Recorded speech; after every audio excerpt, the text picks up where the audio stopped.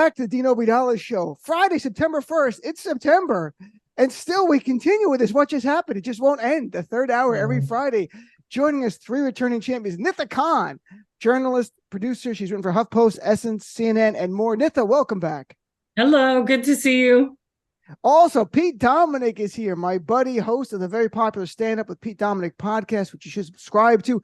A great comedian. And if you're having an event at a steakhouse, he's the comedian you want, because we were just at a steakhouse Saturday where Pete killed in between the entree and the dessert. You were really good, Pete, there. It's my sweet spot, a steakhouse between those two meals. Great to see Nida. And I told you I would not work with Maureen Langan again. And yet here she's a star. And that's why I introduced her last. You know her from America's Got Talent. Yeah. She made it to the semifinals. She's our buddy. I can't believe she's still doing the show after making it on national TV to semifinals. It's one and only Maureen Langan. Hey, Maureen. I couldn't believe I was doing it before America's Got Talent. I can't believe it. I've been away from Pete for 20 years. Thank God for Nida. Finally. Now, you know what, you guys? It's so great to see you guys. And Pete, seriously, I haven't seen you in so long. It's so nice to see you. We used to be really good friends for a long time, seeing each other. Like we worked together a lot of gigs, and then, you know. Nothing. It's for the best. So, Maureen, let's talk about America's Got Talent. You made it to the semifinals. Sure. First of all, can I just say, Howie Mandel, I watched the clip. I'm not kidding. Howie Mandel praised you. He gave you a standing ovation. And he gave you remarkable praise on the show. How did that feel? Like, after doing comedy for so many years, and you're there on national TV, and here's one of the judges praising you in front of everyone like that. Very sincere. the first show, like, it was very overwhelming because all of them just stood up. The energy was amazing. It felt good. The second show, it was like, what's happening? Like, some guy's putting his mother in flames, you know, and then you have a troop of 40 people from another country chucking each other across state lines and catching them on the way back. I'm like, hi, Maureen Langan now with her jokes. Hi, you guys. I don't want to hate people. They make me hate them. I mean, so it's just an odd thing, but it was great. It felt good. It just, you were in the semifinals. Yeah. But, you know, I did a video before the show saying that with my dog, a 15-year-old rescue guy, he's right there. I got him a year ago this month. Nice. Wow. And I said, you should come with me. I did a little video before I ever stepped foot on the stage, because whenever a dog's involved, the person goes to the finals. Plus, you have cataracts, you're hard of hearing, we'll get the sympathy vote, and we'll never eat cat food again. Guess who beat me? A dog. What did the dog do? I saw you put. What did the dog do that beat you? Oh, it just has to jump and twirl and do something. That's you should have set your dog on fire and chucked it over state lines. That's what I. Hey, by the way, go ahead. Sorry, I have to tell you the funniest thing though. Al Ducharme, comedian, good friend of ours. He's, you know, Tom Cotter also lost to a dog in the finals. So so Ducharme goes, Maureen, you and Tom should start a support group and a kill shelter. By the way, Maureen, do you know how I can book the dog? Because next week we want to get the dog. Pete, have you ever been on a reality comedy show? Any of these, like all these years, America's Got Talent or Last Comic Standing or anything? All of them. Audition? Have you really? Have you been on? Name one. I've been on the ones that weren't based on comedy. I've been on ones that were just for women. I was on The Bachelorette. No, you were not. Star Search? Yeah. That's basically my career. I can't believe you didn't Yes, I lost on. No, I was on Last Comic Standing. You were? How'd it go? It went great. They advanced me, and then there was a kind of a scandal because they wanted me to quit my job at SiriusXM hosting on the Comedy Channel daily, because they thought that would, you know, put me in an unfair place. And I was like, well, I can't quit my job. So I had to choose not to be on NBC's Last Comic Standing, which turned out to be the best idea. That was a tough choice for me. And I made the right choice for my career. That's for sure. Because I had 15 years at SiriusXM, and I would have most likely lost after week 2 on last week's, Last Comic Standing. And you see my act. Nida was in The Bachelorette many times. He was on Bachelor before, both here and back in the home country. So how has that been for international, right? International reality shows. International, right? What's your family's home? Is it India or Pakistan? Pakistan. Pakistan. So probably Pakistan, America. They probably have something. Pakistan Got Talent. PGT? I'm sure. More like Pakistan is trying to get you married. That's probably what it is. So like it's The Bachelorette and everyone's like 14 or something like that. Like that's so wrong, Dean. No stereotypes. No. Wow, Dean. Wow. Oh, come on. How about the Bachelor in Saudi Arabia? Wow. He has 4 roses to give out for one of his wives. Palestinians always put themselves ahead of others. You see that a lot. Palestinians putting themselves ahead of. What are you talking about, Palestinians? You're saying I'm from Jersey. What is that about? Down. You are you are something. I am half Palestinian, but that's not my joke. Was not about that. You're putting my joke part was Italian. The other piece. The Italian part of me. This is ridiculous. So, all right, let's get to the news that we call, which is not fun. Brown. Although I am part brown. Pete's part brown too. He's part Lebanese. Yeah. So, Maureen, you're the white. You're the white on this one. I'm the token white woman. You're the white. We're gonna call you the whites. So, really Whitey, what do you think? Can I call you Whitey? What do you think, Maureen, of Judge really Chutkan, the attempted coup trial date, March 2024? Do you honestly think it's really going to happen? And maybe not March 2024, but April, May? Do you think we're going to see it before the election? You know what's interesting? Because I'm so used to nothing happening to this guy, to Trump, like nothing ever comes to fruition. He's up against his worst nightmare, a brilliant, smart judge, a woman of color. It's just so crazy to me. It is like the best. I get so excited by that. He has no control in these situations. So I do hope it will go through, but it's almost mind-boggling to think, will he actually have to sit somewhere as a defendant? And there'll be lawyers and jurors. Like, will this really happen? And it may very well happen. I think, Pete, now you've bought a lot of the mugshot memorabilia of Donald Trump, right? You have the hat, the shirt. People can't see him, but he's wearing it all. He's wearing a whole mugshot good on him thing, which is a great thing. Pete, do you think if Trump goes on trial there, do you think he starts making noises during the trial when he doesn't like testimony, like tip like this, like, oh, come on, that kind of stuff? Or do you think he's quiet the whole time? Well, I don't think he goes. I don't think he shows up. He has to. He doesn't have to be there. Glenn Kirscher said he has to be. You don't have to be there for jury selection, but you have to be there for the actual trial. That's what Glenn said. And Glenn's our buddy. And I don't know. Glenn was a 30-year federal prosecutor, and I'm headlining a state joint.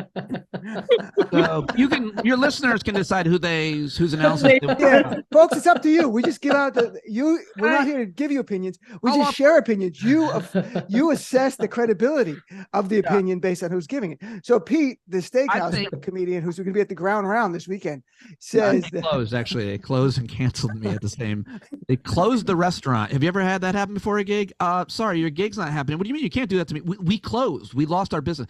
That's usually the ones I get booked on. No, I think I'll give a ray of hope to your listeners, which is I believe that when that ship captain threw his hat up in Montgomery Dock, that was the change in the space-time order where the continuum, where black judges and prosecutors are going to just start thumping the bad whites.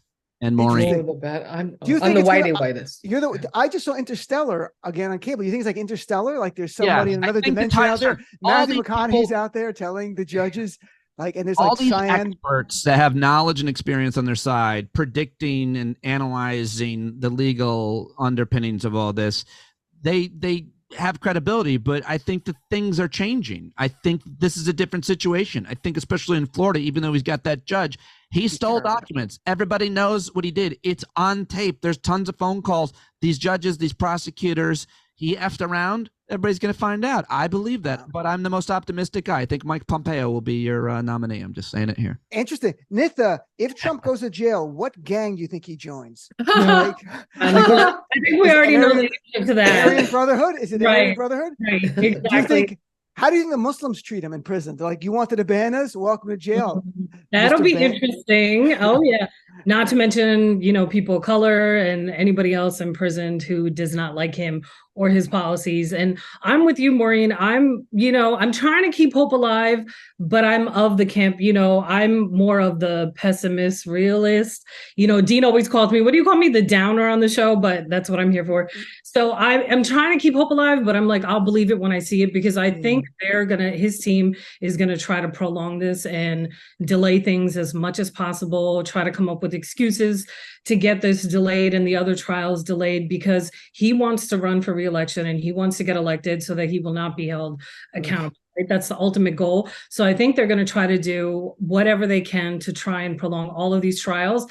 But on the flip side, I hope it does happen. I wish it had happened sooner. I wish it had happened in 2021, all of these years that went by. But now this is where we are. We're in this moment. I'm like, all right, let's see what happens. So keeping hope alive, but also being a realist. That's usually what I end up doing. But I also, one quick thing though, I also do worry about the blowback, because as we're seeing, aside from just the merch, there's tremendous fundraising, and then trying to present himself as some sort of quote unquote martyr, right? That he's the underdog and they're trying to come after him and trying to rally up his base by that measure and by that, doing those sorts of things. I do worry that it is going to galvanize people and people to do dangerous acts, to do more lone wolf attacks and things like that as these trials, if and when they do get underway. I worry that you saying underdog triggered Maureen. Because the dog. That's hurtful. I want to see. I went through a lot recently. I'm sorry, Maureen. You made it to the semifinals of America's Got Talent. I mean, that's so I can't wait till Trump supporters try to break him out of jail. It's not going to be fun. I mean, like the old Western type of thing with the horse and the rope and the whole thing, and they're tying it to the door. So, Maureen, what I found interesting here is that next Thursday was supposed to be Trump's arraignment in Georgia. To remind people, he surrendered, but the arraignment is entering the plea. So he had to surrender, but he didn't have to enter the plea. And he was going to go back. But then he chose, through his lawyers, which he has every right to submit a pleading saying he's pleading not guilty. And it really made me scratch my head. I'm not kidding, because every time he does these things, it's wall-to-wall media coverage. He dominates the media. He raises tons of money off it. But for some reason, even him's like, I don't want to go back. I just have had enough. What do you think is going on? What calculation? There's no wrong answer. I think he's scared to death of Fani. I mean, he's like, I'm not messing with her. These strong women who are just coming at him. I think it overwhelms him. I honestly think he either had an upside down Bible to hold, or that he probably, seriously, his lawyers probably really got to him and said, you're going to say something wrong and she's going to check in. She's going to hold you in contempt or whatever. Remember, he can't say anything. Right. To underscore anything. I don't think he has that in him. For some reason, they were able to talk. Where is my upside down Bible? Where is it? Right.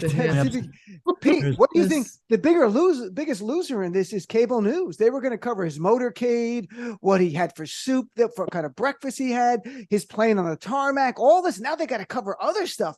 What do you think? I mean, is it embarrassing a little bit, cable news, their coverage of Trump's arraignments and appearances? Because covering it is news, but covering the motorcade is not. Covering his plane on the tarmac is not. That's different. That's bullshit. I'm of two minds of that. Yeah, obviously, I don't think they needed to follow him on the highway. Yeah. But maybe, given the context of how much security he has, he's the president, he could be attacked or something. There might have been some, but I think that cable news and media in general is getting huge ratings off of his criminal trials, the analysis of them. Furthermore, I think that it's responsible to be having legal experts analyzing these cases. It helps Americans understand the law as it pertains to, in this case, powerful people.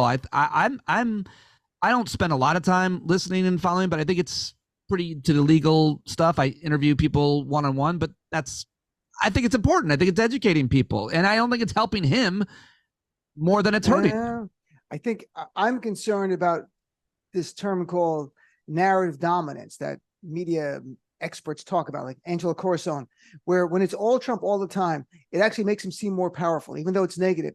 Everything is about him. Like at this point, Nitha, for Joe Biden to get coverage, does he have to commit a crime, like rob a liquor store or something like that? And then they'll find like, oh, Joe Biden finally committing a crime. Just his son. That's what we want. No, his son has to do it, not Joe. Hunter, or does Hunter Biden have to come out and announce like the Inflation Reduction Act anniversary? That gets press. I mean, the media doesn't cover anything Biden. What it is Trump. Hunter Biden, Trump. Biden's too old. Trump. That's the last month of media. We have audio of Biden robbing a store, actual audio. You do? I'm not kidding around, folks. Just give me all the money in the cash. I'm not kidding around. No joke. Give me the money. My father told me rob a store. So that might get coverage. And Dean, you're right, because we have to remember, we have to actually go back even to the 2016 election, that a big part of the reason why Donald Trump was normalized and then eventually elected was because of all the media coverage. Like I wrote an opinion piece for US News and World Report back in, I guess, 2017, and it was actually called Donald Trump, the Center of Endless Attention. So you were talking about cable news networks gave him billions in free airtime, literally brought him into the homes of everybody, helped normalize him, like I said, and that eventually helped get him elected. And he knows that very well, and he's extremely media savvy, obviously. He comes from the entertainment world. He knows there's no such thing as bad press. All press is good press. And he's used that to his benefit time and time again.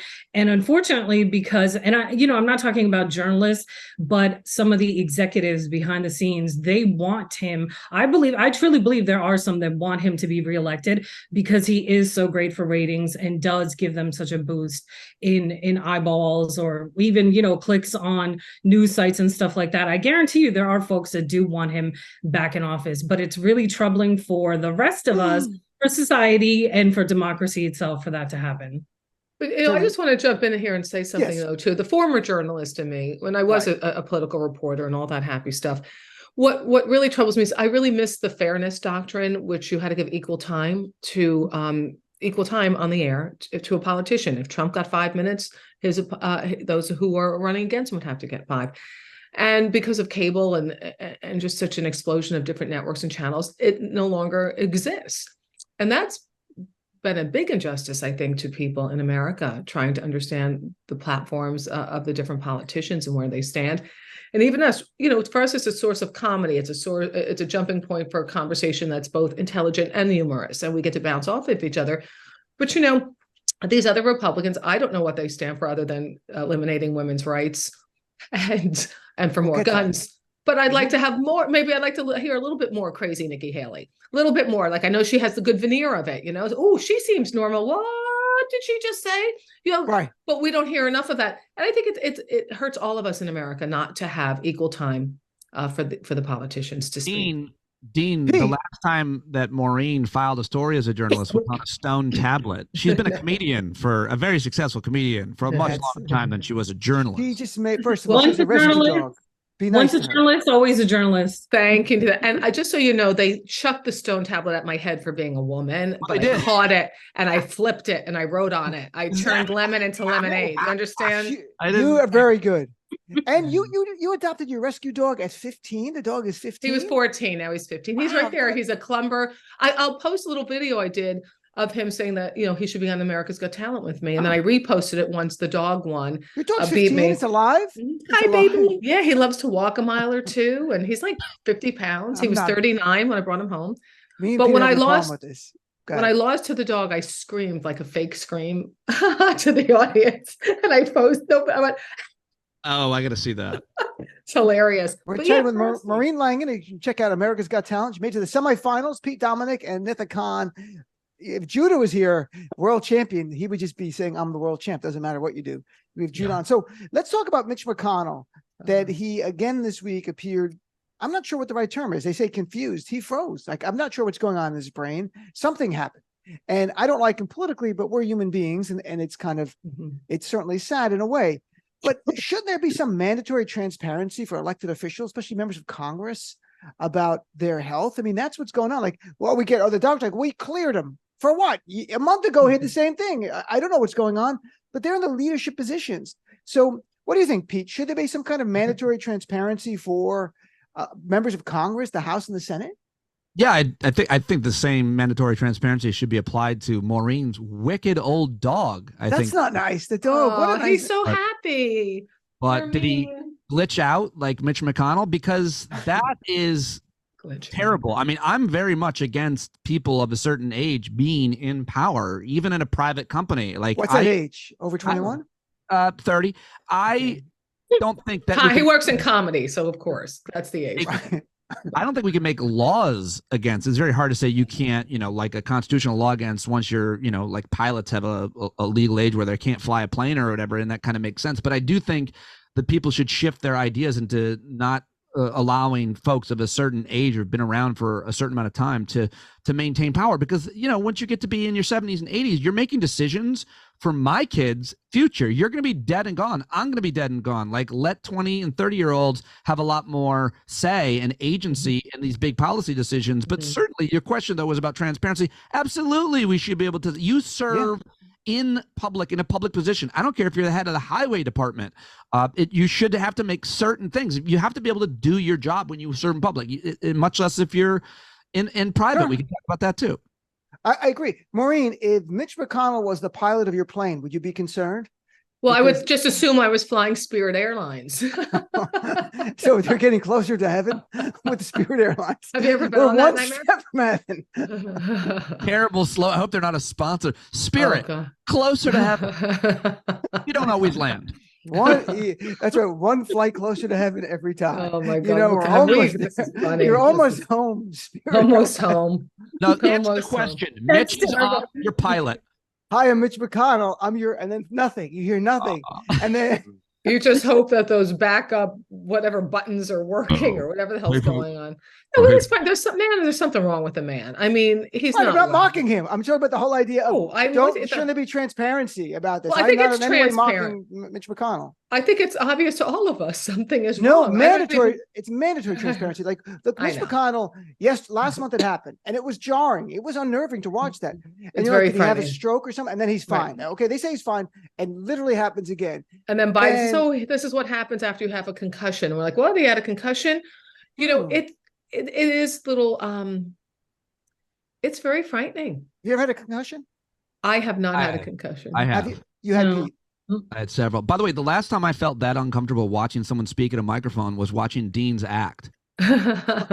When he was Italian, or no. At the steakhouse. Me and Pete both performed at a steakhouse Saturday. That's why the steakhouse reference. Charlie Palmer's Steakhouse in Washington, D.C., because our friend Glenn Kirshner had a dinner. And Pete, I wasn't even the headliner. The worst part is I opened for Pete. This is how pathetic it was. It should be. There's a God. No, I'm kidding.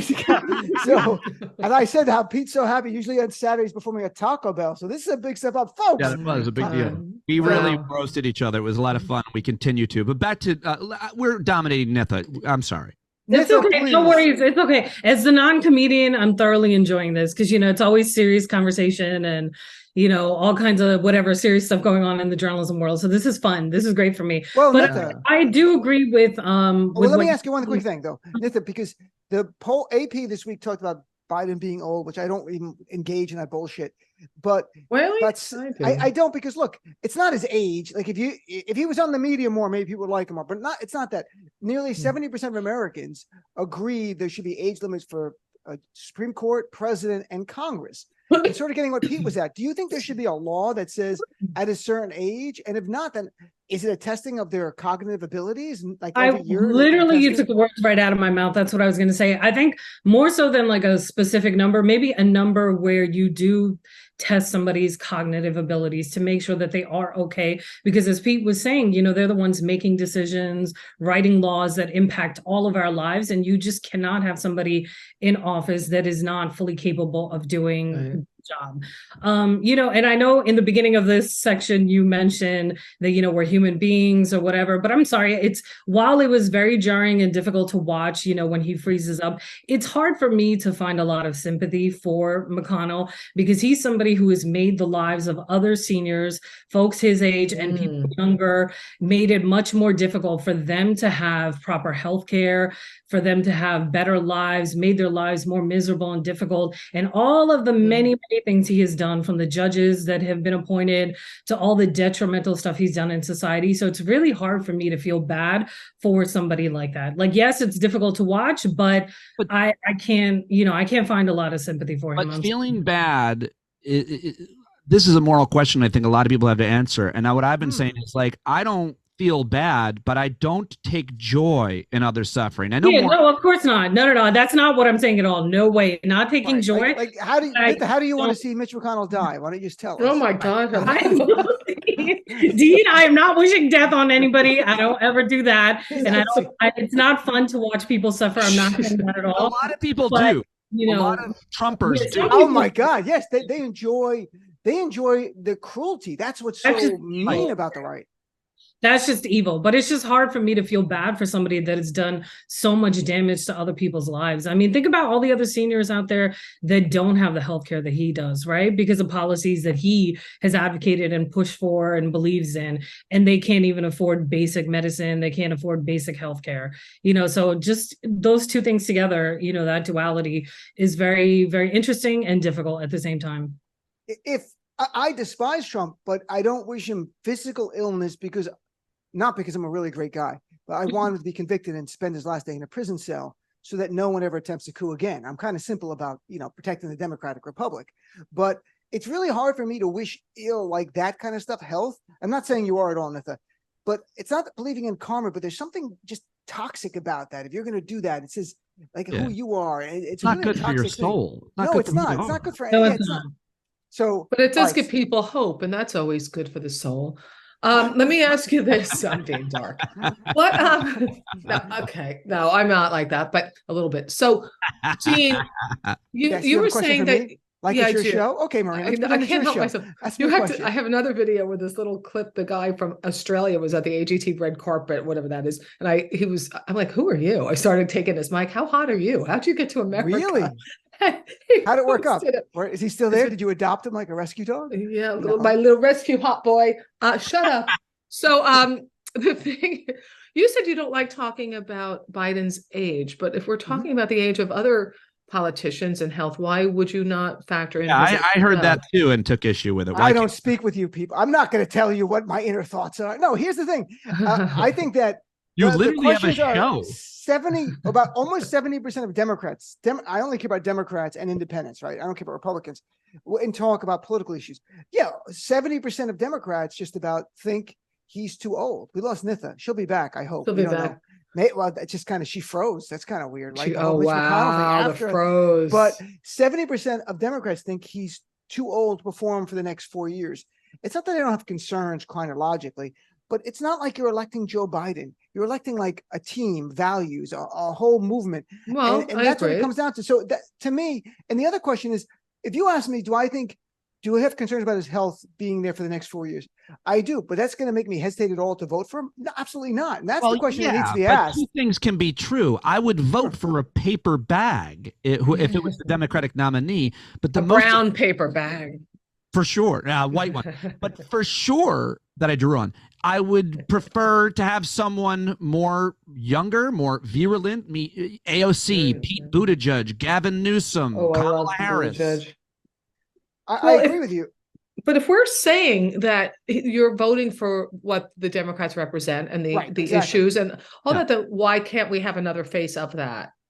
But by the way, the argument is whether or not we already know what Joe Biden would be as president, at least for the past 4 years, the most successful president of our lifetime in terms of legislation and literally, I'd argue, making people's lives on the daily basis better has been this guy. So it is for what you're both saying. It's the administration. It's the people that he chooses to work. It's the Democratic Party for sure. So I think we're doing really well with him as president by almost every measure. But I think we have to have a list that we can share with people, like this Inflation Reduction Act. Nobody knows what that is. Nobody knows. The Democrats got it. Democrats have to come out and talk about it more. They have to flood the media because doing a press conference behind a podium is not getting press anymore. Those days are gone, and they keep doing the same thing. They have to be creative. Tell me in a nutshell what the Inflation Reduction Act does. I know some of it, but tell me. The biggest investment. The biggest investment in clean energy ever. And what does that mean to my mother? I'm saying this. I know what it is. I'm talking like the regular person. Oh, the biggest investment in clean energy. Your mom, is your mom on Medicare? Mean? I assume she's on Medicare. Yeah, it's going to lower prescription drug prices. Oh, clean air is going to lower prescription drug prices? The Inflation Reduction Act is a huge thing. That's the problem. They jam so much in it. So what is in it? For the first time ever, the federal government can negotiate down prescription drug prices for Medicare recipients. So they announced this week 10 drugs they're going to do. Insulin's capped at $35 for seniors, and going forward, $2,000, the most a senior can pay out of pocket in a year for prescription drugs. Only $2,000 the entire year, when sometimes they're paying that a month. So look, it's going to have an impact on people's lives. The climate change is part of it. The job creation is part of it too. So that's why we had a good job. We had a good jobs report today. It ticked up unemployment to 3.8%, but that's also because people came back in the workforce. We finally have now the highest labor participation rate matching pre-pandemic. People came off the sidelines. How about this one for your mom?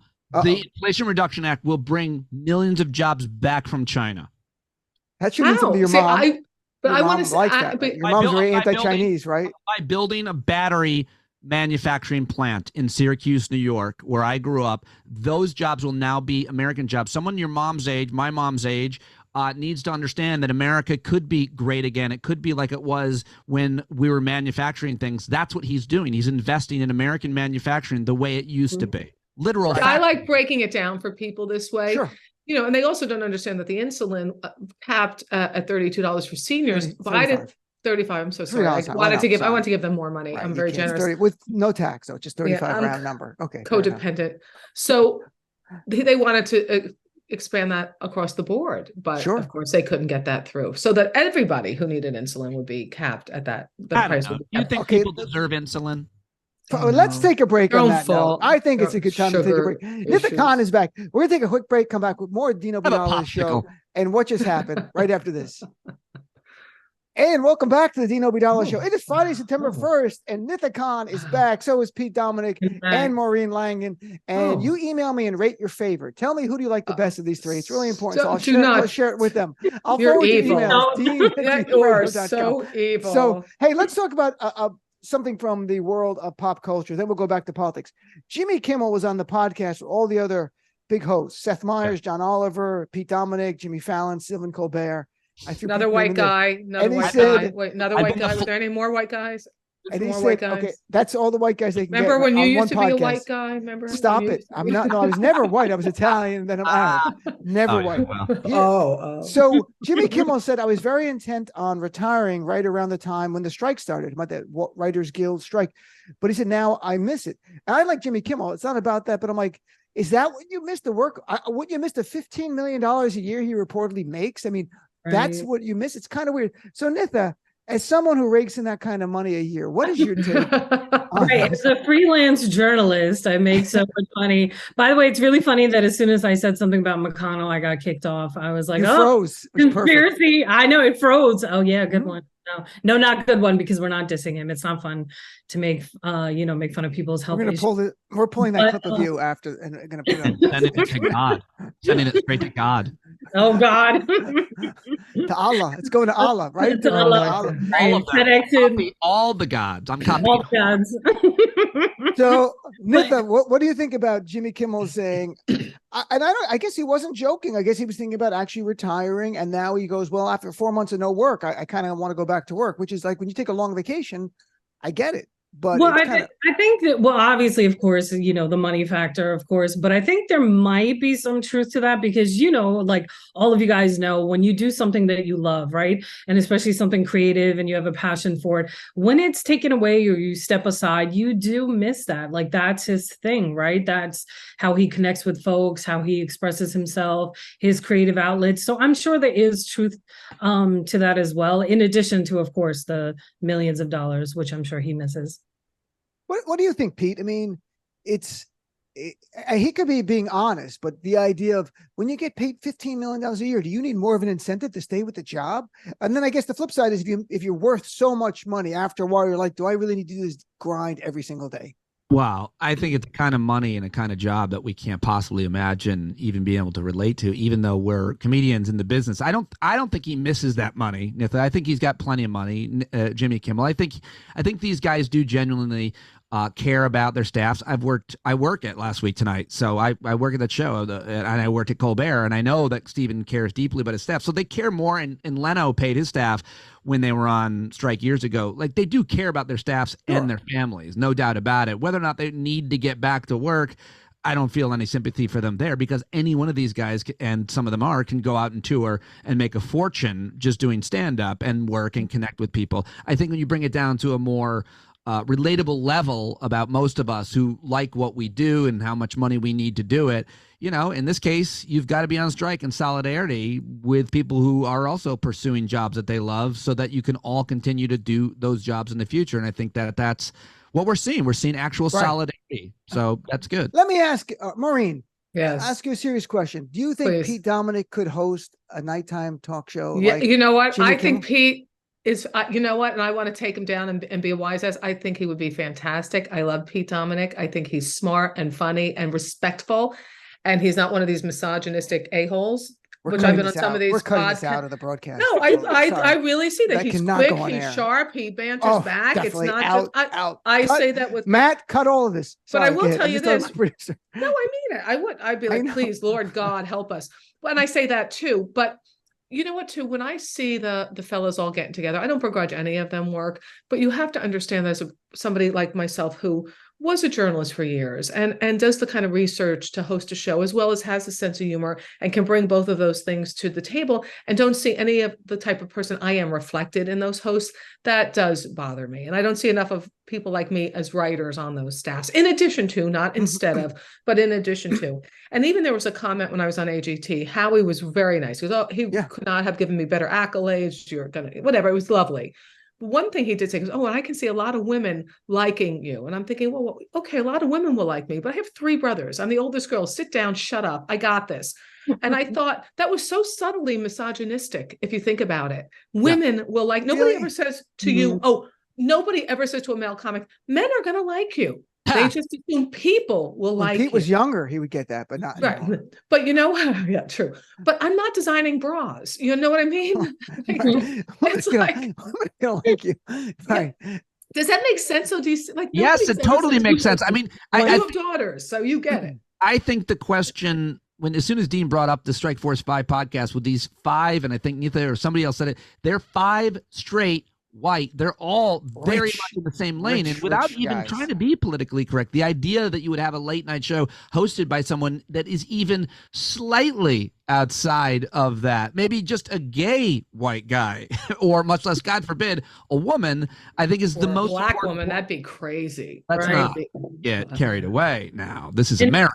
And not only I think if a black woman hosted it, black people would love to watch her. Is also subtly racist. Of course, the idea is, I grew up as a little white boy in the sticks, growing up in upstate New York. I loved watching Arsenio. I loved watching the Jefferson. I just liked it. I don't know. I just thought they were the funniest.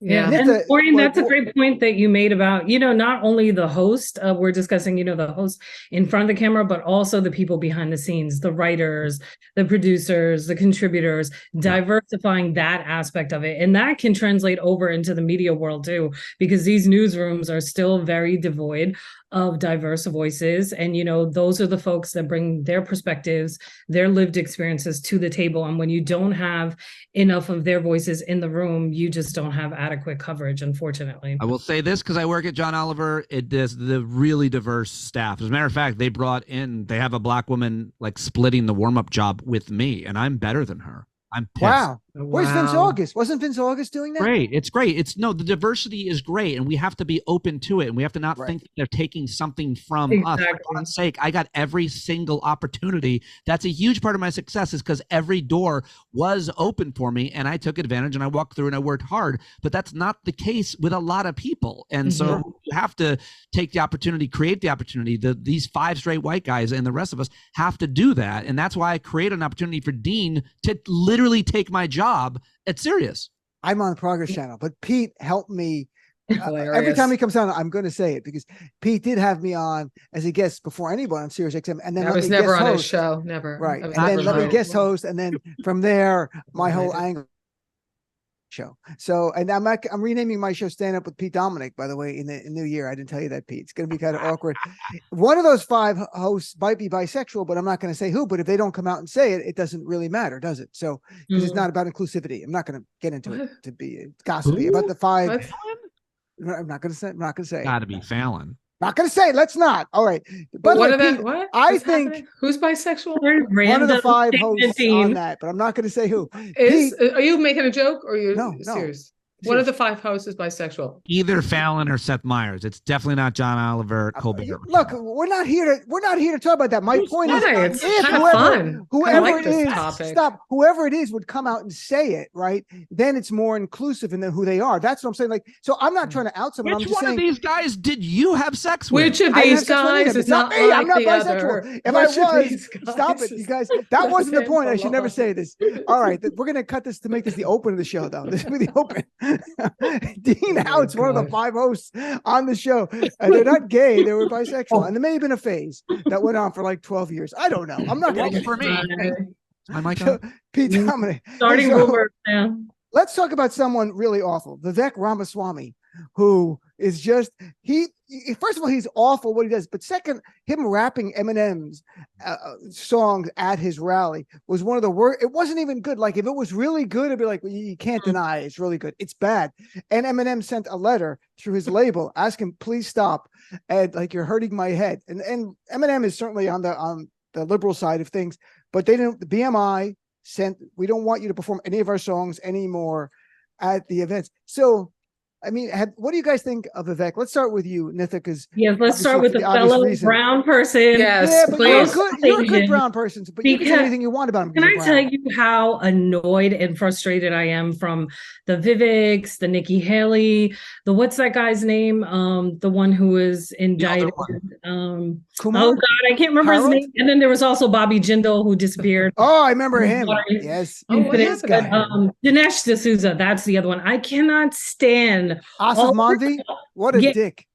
No, not him. Not him. No. Let me just say, these folks, these Republicans are not representative of the broader South Asian community of brown people. And it gets on my nerves that they are the ones that have the biggest voices out there. And, you know, for a lot of average Americans, this is their first interaction sometimes with somebody with the South Asian American. And they're like, oh, this is what they're like. Like, you know, I read comments, I read stuff, I look at stuff online, and you see people interacting in that way. And it just hurts me to my core. So I just wanted to get that out of the way.